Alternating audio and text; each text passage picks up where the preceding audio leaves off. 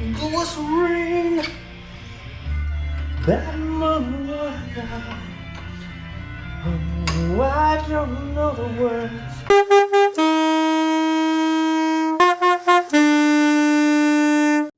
Hello, I am the Salty Ginger, and this is Struggle Bus DIY. Today we'll be changing brake pads and rotors on a 2013 Jeep Wrangler. You will need one 13, one 15, and one 18 millimeter wrench. You'll need 3/4 inch lug wrench, a torque wrench that goes about 100 foot-pounds, a jack stand, a brake caliper compressor, a hook to hang the caliper, and some red Loctite. All right. Parts you're going to need. You're going to need brake pads for all the wheels you want to change, and brake rotors, pretty easy. So for me, on this particular Jeep, we're going to be doing pads and rotors in the back, and just brake pads up front. First thing we're going to do is jack it up, put it on a jack stand, make sure it's nice and safe up there. And then here you're going to take a 13 millimeter and a 15 millimeter wrench, and you're going to go to the back of the caliper holder there, right? You got these bolts that hold the caliper in there. The 15 millimeter is going to go on the inside, and the 13 is going to go on the very back, like you see there. And you want to remove the one on the back. So you see, you got the wrenches in place there. The 15 millimeter is going to need to be a skinny one to fit in there. But you're just going to go ahead and crack that loose. Mine was pretty tight. Watch me struggle. All right, so you're going to break this one loose and then the one down on the bottom loose. If you're not changing the rotor, you're only going to remove the top bolt. So your caliper won't have to come all the way off if you're not changing the rotor. But you can see me unscrewing there, drop the bolt. Awesome. And now we'll start on the bottom. I know it's a little dark. It was all rainy outside. I was supposed to do this outside where it's nice. Instead, I had to do it in my garage where it's dark and dingy. Since I am changing the rotors on the back, I will be removing the caliper all the way. So here we go. I just about got it. I'm just going to remove this screw here. There we go. Look at my super untanned skin and that glorious beard close up. Okay, so we have the bolts removed. Next thing, this is the hook that we're going to use to hang the caliper. You want to get that ready when you're taking the caliper off. Should be a hole in the frame you can hang that in. And then you're going to get a pry bar or anything, right, and just gently pry that out. Make sure, though, you're careful you're not going to break anything. There are some stuff in there. I believe the actual thing that compresses on the caliper a lot of times made of ceramic. The rotors you don't want to scratch those up, especially if you're going to keep them. You're going to pull off the caliper and just hang it right up there on the hook. Be careful not to kink or put strain on that brake line at all, or you'll have even more issues. Remove the old brake pads. Mine are corroded and in little nasty pieces. You are going to want to save at least one of them. I'd recommend saving the front one for later when we compress the caliper to reinstall it. So just slide those brake pads right out. You'll see they're in a little channel, and they should slide out fairly easily, both front and back. All right, now we're sliding on the back.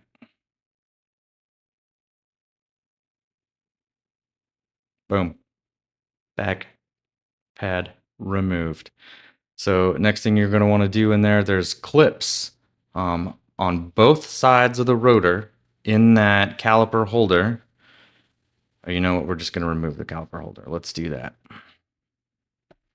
So you've got 2 bolts on the back here. It's kind of dark, but there's one right there. There's one right there. The other one, those are the only 2 you're going to need to remove that caliper bracket. They are 18 millimeter on this 2013 Wrangler. I've seen other videos where there are 21 millimeter, so test that before you get all your tools ready. Mine, like I said, was 18 millimeter. So there I am, moving fast, removing that bracket. Pow.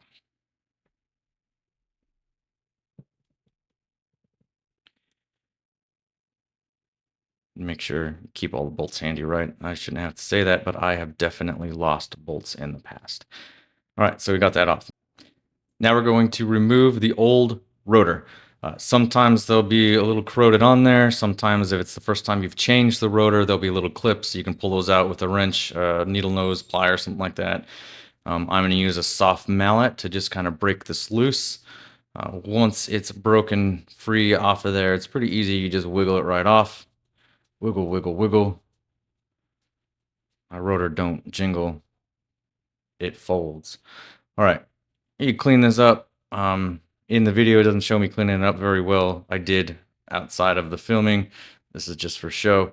I take up maybe a wire brush in there. You want to clean it up as nice as you can. It doesn't have to be like shiny new, but you want to make it an okay surface to leave by itself for a little while. So there, real cleaned and then fake cleaned. I clean the rotor before I put it on there, but you want to make sure you give front and back a good wipe down with some brake cleaner and rags. Now that I got it on there, I'm just gonna go wipe it down one more time to get my nasty goos off there from my hands. There we go. And once that's on, we'll be throwing on the caliper bracket again. So those are those two 18mm bolts we took off earlier. And for each, you're going to want to put a drop, a little dabby do of red Loctite, just to make sure they're kind of held in there.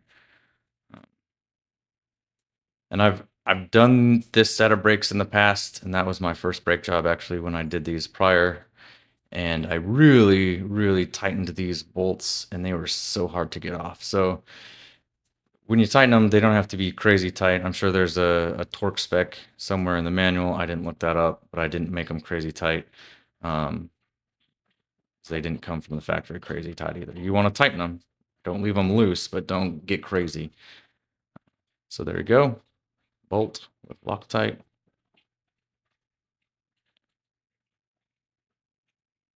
Tightening. I'd recommend a socket here, right? With a ratcheting wrench. That's pretty cool. But I used a wrench because I like to do things hard. Okay, so we got that back on. The next thing we're going to do is compress the caliper. So you take the old brake pad and you got this caliper compression tool there, right? You want to wind it down so it'll fit in there. If you don't have one of these tools, you can use a C-clamp if you have one that's big enough. So you want to clamp on the other side of that old brake pad we put up there and down underneath like where my hand is, and you'll just slowly tweak the C-clamp and it'll compress that cylinder that pushes on your brake pads in the caliper. It's doing essentially exactly what the special tool does. Special tool is like $15 at Napa or your preferred car parts store. All right, so we got the caliper all compressed. Now we're going to change these clips. Your brake pads will come with a variety of clips that go into the caliper bracket. You can see right down there on each side of the rotor, there's two clips, one on the top, one on the bottom.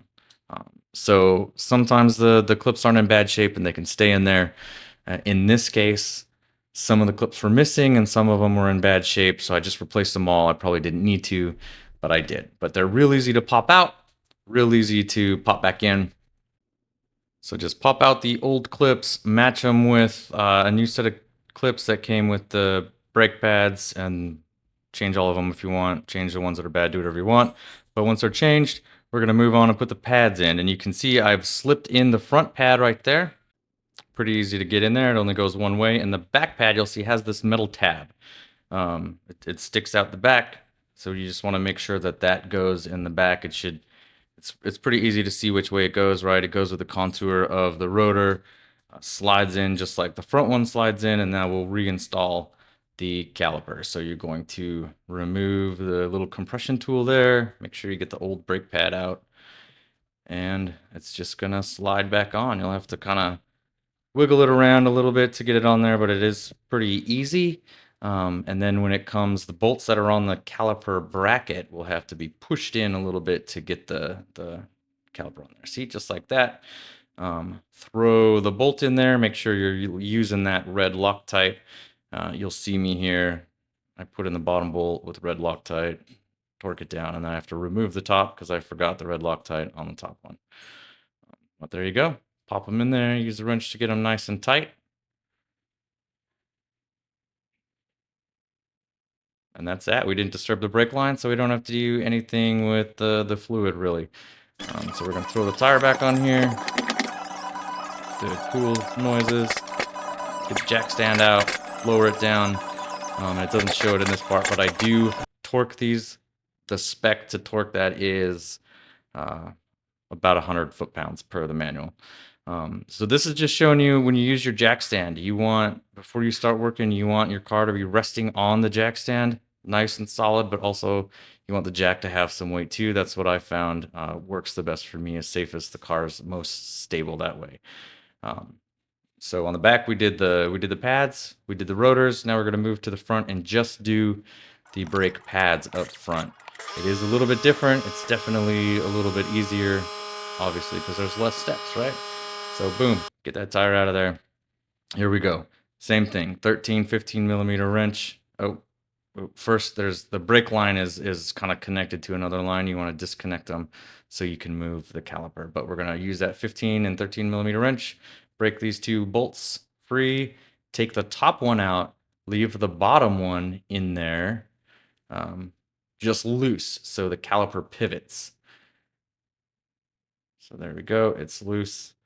We're going to go ahead and pry off that caliper real easy, not to damage anything. And we're going to rest it. I use a pry bar just to make sure that there's not undue tension on the brake line. I've had damaged brake lines in the past and they're a pain. So I go to great lengths to avoid it, and I recommend you do the same thing. But I just rest the caliper right there. Nice and easy, and I know that doesn't look stable, but it really was. All right, from here it's the same thing. You're going to remove the old brake pads and change the clips. It looks like we've already done it here. So new clips are in, new brake pads are in, front and back, just like we did in the last video. And the caliper has already been compressed, so we're going to uncompress that and just flip the caliper back on there. So here, again, we'll put a drop of red Loctite on that top bolt, put it in, and I'm going to remove the bottom bolt and put a drop of red Loctite on there and put that back in, because we did break the seal of the old Loctite. And when you take these out, you should see that the factory used Loctite too, right? And the Loctite, if you're unfamiliar with it, it doesn't necessarily like glue the screw in there or the bolt in there and make it super hard to get out. It does prevent it from just vibrating and backing out. So it's just a drop to hold it in there nice and secure. It's fairly easy to break when you go to take it off, but it is an added level of protection to make sure your bolts don't just come out when you're going down the highway. Doing that on a brake part would be super unfortunate. All right, last bolt in with the Loctite. And it's as simple as that for when you're changing just the pads. So you tighten it all down, throw the tire back on there, and torque each lug nut to about 100 foot-pounds per lug nut. And you want to do that in a star pattern, going like top to bottom around in a star. It's probably a different video on that. You look it up if you're unfamiliar with, but that ensures your tire gets on there nice and even. Really, that's it for this video. We're going to let it play, let you watch me put that tire back on. But if you like what you saw, right, if you learned, if this was helpful, go ahead, like and subscribe. I'll put a link down in the description here to my Patreon page. If you go there, become a member, you'll get some behind the scenes videos, shows me doing dumb stuff, learn a little bit more about me if you want to. But most important is it and help you guys, help me, something like that. I don't know. Just do it or don't do it. I don't care. But I do hope this helped, because I learned how to do a lot of stuff off YouTube, so I'm trying to get back and give the same thing back. There we go. Tires back on. Lug nuts are back on. I used my cool air ratchet to tighten it just enough, and then we're going to lower it down so we can torque it. The front wheels need to be on the ground to torque them. So here we go, jack stand out, lower in the car, And now we'll cover torquing them real quick. So you have a torque wrench set to 100 foot-pounds. Torque it. It'll click when you get to the setting. So listen. That one's not going to click because it was real loose. This one will click. Click. Done. Click. Done. Click. Done. And that's how you torque them if you're unfamiliar with torquing. I didn't do the star pattern because I was tired, but that should have been done in a star pattern. So like I said before, I hope you enjoyed this video. I hope it was helpful. I hope you're able to complete this safely if you're doing this on your own. And come back next time, see more videos, like, subscribe.